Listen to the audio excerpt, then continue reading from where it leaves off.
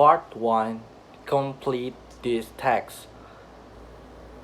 Baby Caterpillar was tired. All summer long she had been traveling slowly through the green wood where she lived and feeding on the green leaves that grew near her home.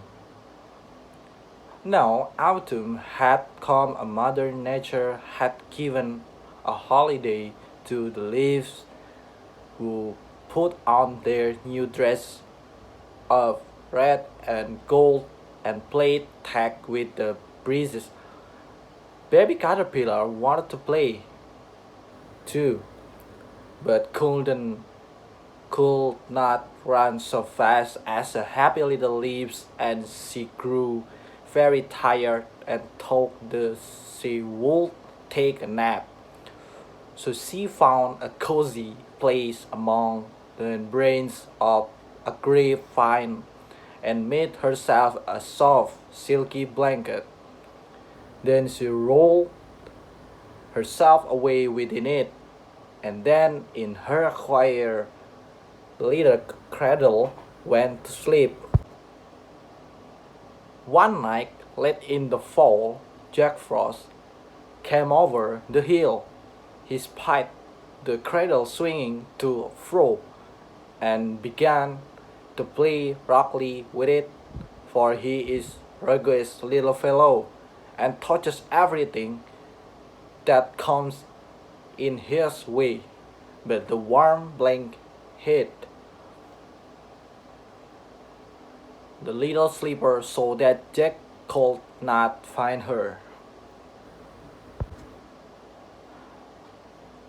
By and by King Winter came, bringing a beautiful snow blankets to Mother Nature's flower babies. He gently rocked the cradle, and he passed and whispered, "Sleep, baby, sleep. You have the need of my blanket." At last spring came with the sunbeams, the best of the merries of the Mother Nature helper. They awoke the flowers from their long winter nap and called to the birds and the brooks to begin their song. When they came to the little brown cradle, they stopped to rest, and baby caterpillar began to get very warm under the thick blanket.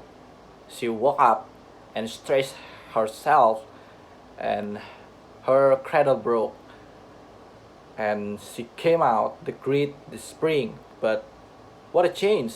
Instead of the old dingy dress, dress that she went to sleep in, she now had a beautiful yellow one, and instead of crawling among the leaves, she flew up and away into the sweet spring air to play with the sunbeams and flowers, and the little children called her a butterfly. Part 2. Complete the dialogue. So Meg, you are talking about being in the military, and you said were a medic. Can you explain what that is? What that is? Yeah, so a medic, which now I believe is called healthcare specialist, is always say it's a kind of similar to being like a paramedic where is not full of nurse job. I think nurse have a more training like in civilian side nurse, but similar to paramedic where you have certain like a minor procedure that you are trained to do and high level things than just an EMET like doing IV and giving shot and stitches and thing like that.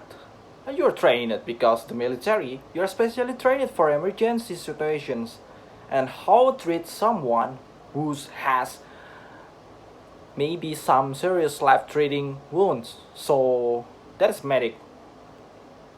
Wow, That sounds like a really difficult job. I mean, it's not your typical just soldier job. You must have a lot of schooling and education. I had, well, everyone goes through the initial, but about 2.5 months like a basic training, and that is more kind of the basic combat skill and physical training, that kind of thing. And then I had 4 months pass that to train to be a medic. So we went through like emergency medical technician course, just like a civilian side. I got a certified with that, and then we had additional training for the military skills like EV, IVS, and emergency procedure, that kind of thing. Can you explain what IV is? IV is intravenous, like a getting fluid into your body. So if you've been injured and you have lost a lot of blood, or maybe you are dehydrated and you need some fluid in your body quickly, then we stick a needle into your vein, and then the fluids go in, and the needles come back out, but a little top stays in, and then you can get the fluid quickly that way. So anybody that's been through, the doctor know that always kind of anxious moment when the nurse of the person who's going to stick the needle in. Were you good at doing that? So once I learned how to do it, I think I was pretty good. And actually, I'm enjoying doing it. Not in creepy way, but it was, I guess, because I was designed at it, that it was a part and my job that I enjoyed. But for myself, before we went through that training, I actually became dehydrated and need to get an IV myself. And I was terrified because I'm really hadn't had that before in my life. And so the nurse was going to come, but put the needles in my arm, and I was like, no, no, it's not. There's another. I was just drinking a lot of water. And she was saying, aren't you going to be a medic? And I was like, oh, I haven't, I haven't, I haven't trained yet. Don't do it. So yeah.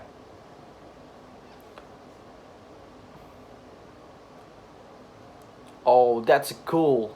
Yeah, I was recently in the hospital and they had a strap up for the both blood and for for the water, the intravenous drip, and it's annoying because you can really move like you want to get up and walk anywhere. You are strapped with all this stuff, and it's not every covenant. Yeah, yeah. Or at least you have to careful. When I was getting IV, I didn't know that the needle doesn't stay in your arm. No, for something it does. For blood maybe it's different. I'm not sure. But yeah, so I was trying to be careful to, but you still want it to go well, so don't want to move very much. Right. So what percentage of the people would you say freak out when they get the needle? Probably 90% or 95%. Oh really? Yeah. Even top army guys will come in and be, and they be like, oh, I'm fine a bit. Well, we need to give you an, right? Yeah, nobody like that. No. So you transition it. You were in medical profession and then you move to education. What did you leave the medical profession for education? Yeah, that is interesting because I became a medic in the military because thought ever. I thought after. I thought after when I could continue college that I would be nurse or the doctor. But my time serving as a medic helped me to learn that was not what I wanted to do for my career after all. So I definitely am glad that I had those skills and the things that I learned and I was be able to experience. But I had English, but I had English had a kind of been up on the back burner, and so then I said, okay, let me revisit this, and it led to English education. Wow, have you ever talked about being like an English specialist for the people in medical fields, like a teaching doctors or nurse? I guess I haven't talked about this specially. Sometime I talk about the going back to military. They do have something like English school in military, and so I guess I will be relate. Also, it could be, yeah. So that will be interesting. Something to think about. Part 3. Answer the questions correctly through the audio. What kind of homework you want to have? Some lad not too far from neighbor, just given space for free for him.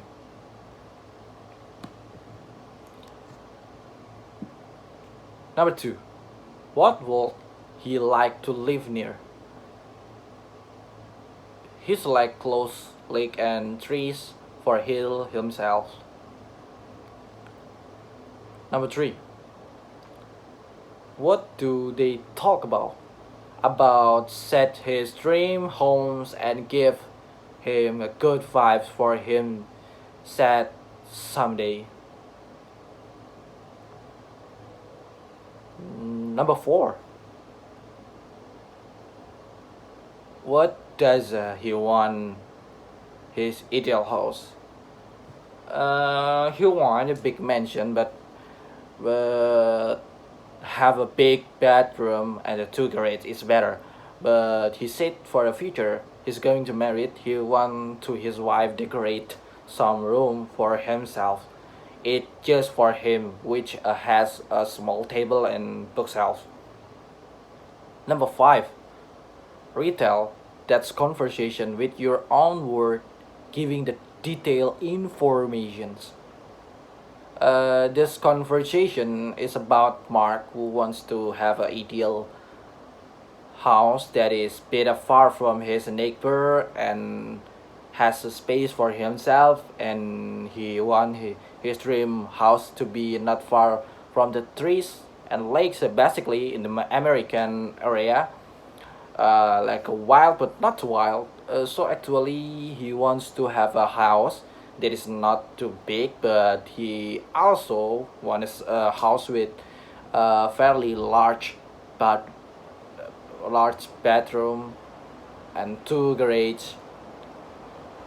And one day, then one day, when he is married, he want his wife to design a special room for himself to spend time reading books, maybe because there are bookshelf in his private room.